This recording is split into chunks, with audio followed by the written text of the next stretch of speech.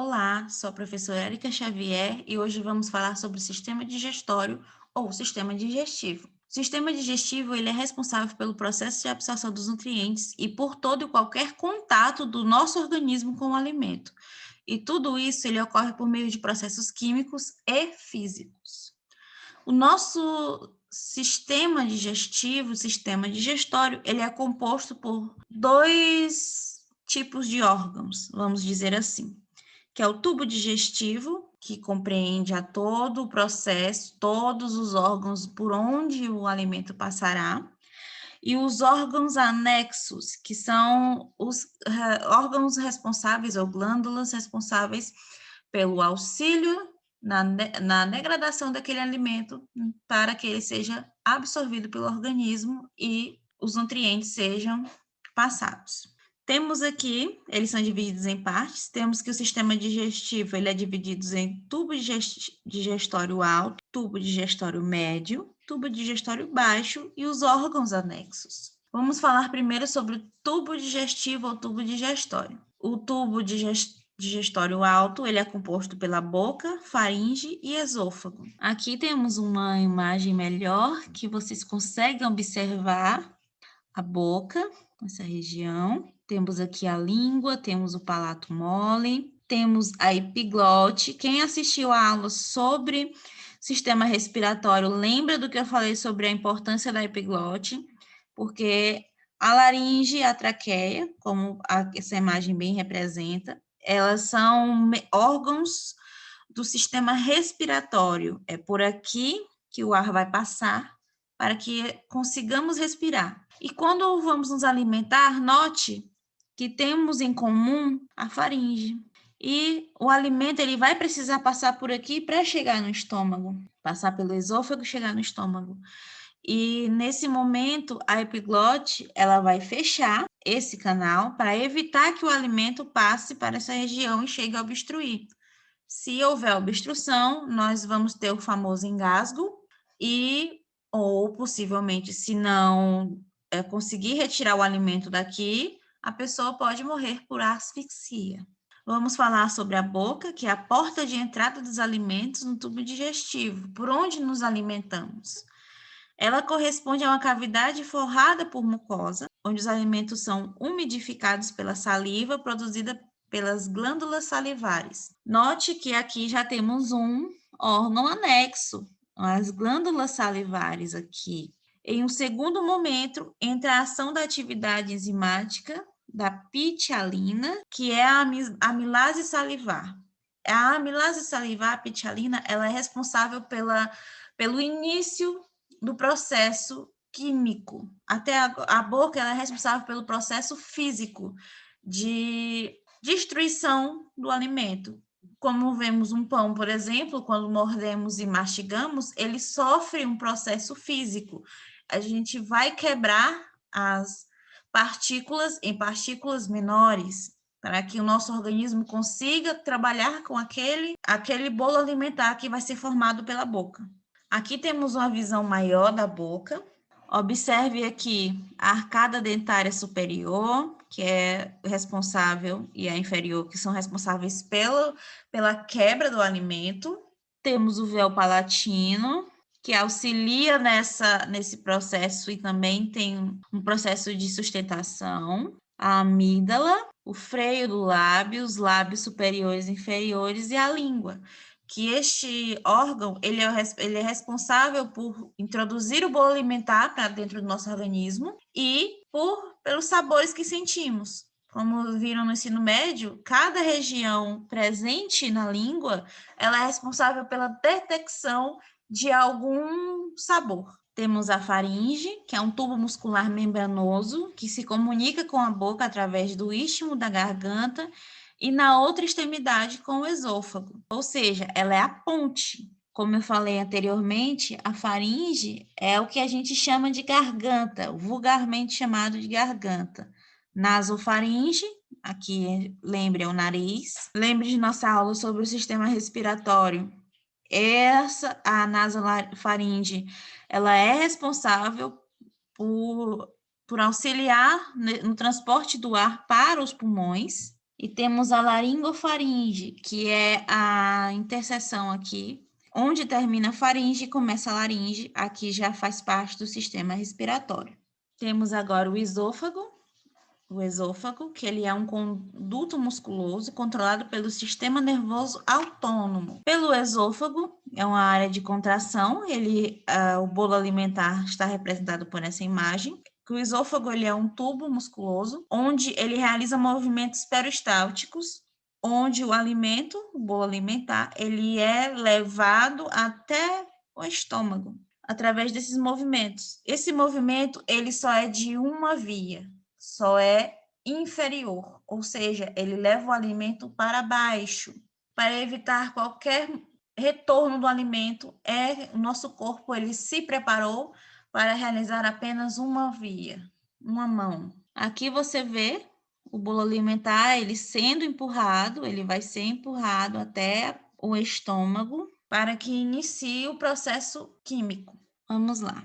Agora falar um pouquinho, vamos dar um geral até onde falamos. O alimento ele vai ser mastigado e engolido. Ele vai passar pela faringe. Note aqui que a epiglote ela está baixada, ela fecha, para evitar, como eu falei, ó, que o alimento passe para cá. Sendo que no processo de deglutição é importante lembrar que o palato ele é retraído para cima e a língua vai empurrar, ó, o palato ele vai ser retraído, ele se retrai e a língua vai empurrar o bolo alimentar para que ele sofra todo esse processo. Ó, o músculo o esôfago ele vai realizar esse processo de contração e relaxamento, são os movimentos peristálticos, contração e relaxamento, até que o bolo alimentar chegue ao estômago, que faz parte do tubo digestório médio,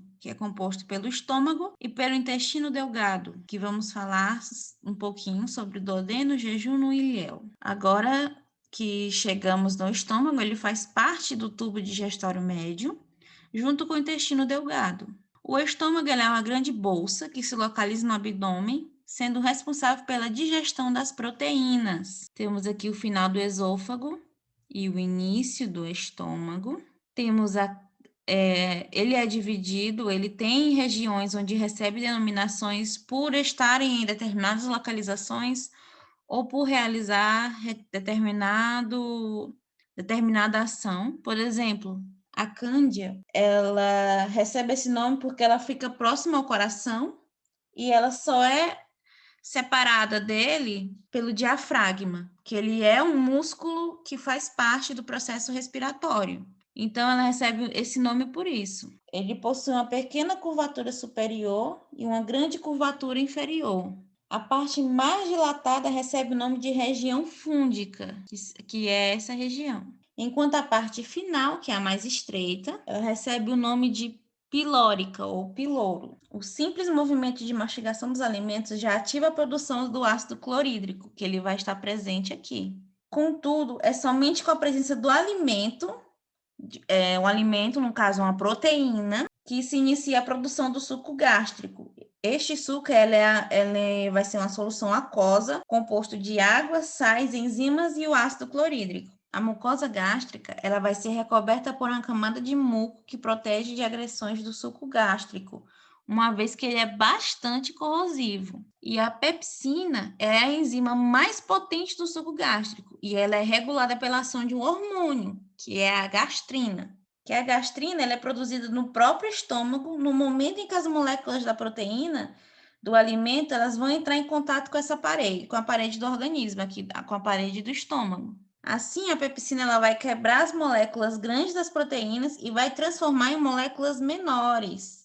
Ao final de todo esse processo que eu falei, a digestão ela vai durar, em média, 3 a 5 horas, por exemplo. E nesse processo, o estômago vai sofrer contrações, também lembrando que essas contrações, acredita-se que sejam peristálticas, porque é todo um sistema, ou seja, lembre-se que é um sistema de via única. Quando é o contrário, é porque está havendo algum problema. Essas contrações, elas vão forçar o alimento contra o piloro, aqui, que é essa região, que abre, vai se abrir, vai forçar o alimento nessa região. Ele vai se abrir, permitindo que as pequenas porções, que aqui, o que vamos ter de resultado vai ser chamado de quimo, que é uma massa branca e espumosa. A partir esse produto ele vai ser liberado aos poucos, a partir desse movimento de contração, vai ser liberado aos poucos para o duodeno, que ele é parte do intestino delgado. O intestino delgado, ele é revestido por uma mucosa enrugada que apresenta inúmeras projeções. Está localizado entre o estômago e o intestino grosso e tem a função de segregar as várias enzimas digestivas. Ele é dividido em 3 porções. Vamos trabalhar cada uma delas agora.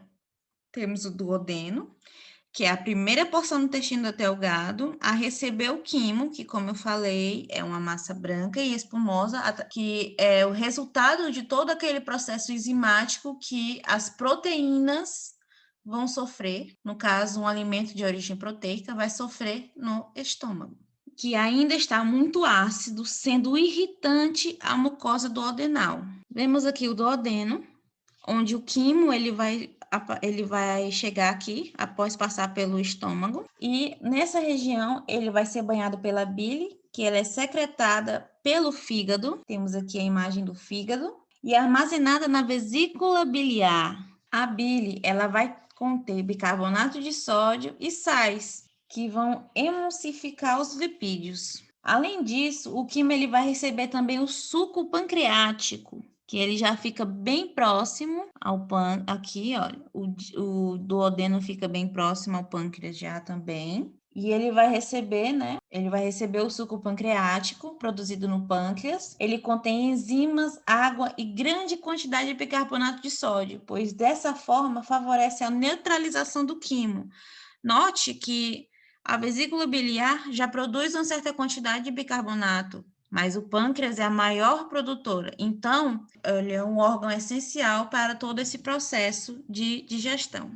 Após todo esse processo de neutralização do quimo, ele passa a estar apto a continuar o processo de digestão, a entrar dentro do intestino. Aí entra as regiões do jejuno e ileo, que são consideradas a parte do intestino delgado, onde o trânsito do bolo alimentar é rápido, ficando a maior parte do tempo vazio durante o processo digestivo. Aqui, como todo aquele processo de acidez e neutralização do quimo, ele vai passar rapidamente pelo jejuno e ileo até chegar no tubo digestório baixo, que vai fazer que vamos aqui ter um intestino grosso, que ele possui os seguintes componentes: o seco, o cólon ascendente, o transverso, o descendente, a curva sigmoide e o reto. Aqui temos o estômago, toda uma visão geral aqui. O estômago, o cólon transverso, o cólon ascendente, o seco. Aqui temos o apêndice, o intestino delgado, onde eu falei por todo esse processo. Temos o cólon, a curva sigmoide, o reto e o ânus. O intestino é no intestino grosso que vai ocorrer a absorção da água, tanto a que ingerimos quanto a que está presente nas refeições, ou no caso, a água presente no alimento que passou por todo aquele processo de bolo alimentar, de quimo, o quimo, ele era ácido, foi neutralizado, e aqui ele chega alcalino, e nessa região, a água que contém nele, ela vai ser absorvida. Após isso, o que restar dessas absorções vai ser armazenado e eliminado posteriormente.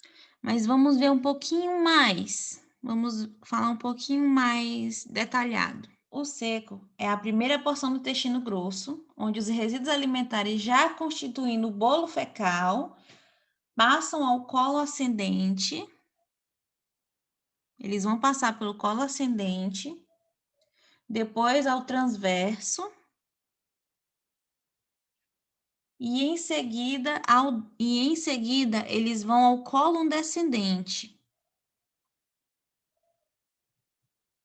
Nessa porção, nessa região aqui, o bolo que já é fecal, lembrando, ele já se tornou fecal aqui, já passou por todos esses locais aqui. O bolo fecal, ele permanece estagnado por horas, preenchendo as porções da curva sigmoide e do reto. Aqui, ele vai preencher essa porção da curva sigmoide e do reto. O reto é a parte final do intestino grosso, que termina com o canal anal e o ânus, por onde a gente vai eliminar as fezes. Lembrando que para facilitar a passagem do bolo fecal, as glândulas da mucosa do intestino, elas secretam um muco a fim de lubrificar o bolo fecal, facilitando a eliminação. Tá, mas eu falei tanta coisa. Ficou claro para você? Que tal recapitular tudo? Vamos lá. O alimento ele vai ser ingerido pela boca. Temos a importante participação da língua, pois ela empurra o bolo alimentar para dentro. Ele vai passar pela faringe, vai sofrer movimentos peristálticos pelo esôfago, até chegar no estômago, onde ele vai sofrer um processo de degradação, no caso, principalmente os alimentos de origem proteica, onde ele vai se tornar ácido. Após esse processo, ele vai para o intestino delgado, no duodeno mais especificamente, onde esse bolo fecal não é mais chamado de bolo fecal, ele é chamado de quimo, porque ele adquire uma aparência branca e espumosa. Aqui do estômago, ele sai ácido, chega no duodeno, que é a porta de entrada do intestino delgado, ele vai sofrer uma neutralização. O organismo ele vai se utilizar da bile, que é rica em bicarbonato de sódio, e do pâncreas, que é mais rico ainda em bicarbonato de sódio. Então, essa neutralização, ela vai gerar ela vai gerar um bolo alimentar, um quimo, no caso aqui, alcalino, que vai passar rapidamente por todo o intestino delgado, onde temos o jejum e o íleo, chegando ao seco, aqui já como bolo fecal. Nessa região, no intestino grosso, o que era alimento agora se tornou bolo fecal, rico em água, ele vai ser absorvido, essa água vai ser absorvida, ela vai passar pelo colo ascendente, pelo colo transverso e pelo colo descendente. No colo descendente, ela vai ficar armazenada ali até preencher essa região, onde aqui se forma, é o último estágio de formação do bolo fecal, aonde ela vai passar pelo reto e ser eliminada pelo ânus. Sendo importante lembrar que, para que essa eliminação ocorra, essa região produz um muco que facilita essa liberação. Conseguiu compreender? Agora que falamos sobre o sistema digestivo, vamos falar um pouquinho sobre dois probleminhas que podem ocorrer com o estômago, que é a gastrite e a úlcera gástrica. Você sabe qual é a diferença? Quando ocorre um desequilíbrio na proteção, ou seja, naquela mucosa que está presente dentro do estômago, o resultado é uma inflamação dessa mucosa. Quando há um desequilíbrio, no caso, ocorre Quando eu falo em desequilíbrio, estou falando de um aumento excessivo dessa acidez, da acidez do suco gástrico. Como vocês sabem, lembrem que a região do estômago é extremamente ácida quando ingerimos algum alimento de origem proteica. Então, se a acidez for muito elevada, pode ocorrer essa inflamação. Se a inflamação não for tratada e essa acidez continuar elevando-se, ela vai se transformar em uma úlcera, ou seja, uma ferida. A gastrite e a úlcera gástrica, elas têm tratamento, mas para você identificar qual delas você tem, primeiro é necessário ir a um gastro, a um médico especializado no sistema digestivo. Essa aula só foi possível graças ao apoio da Residência Pedagógica, do Instituto Federal do Piauí e da Unidade Escolar Benjamin Batista. Se você gostou, deixe o seu like, deixe um comentário aí embaixo e até a próxima.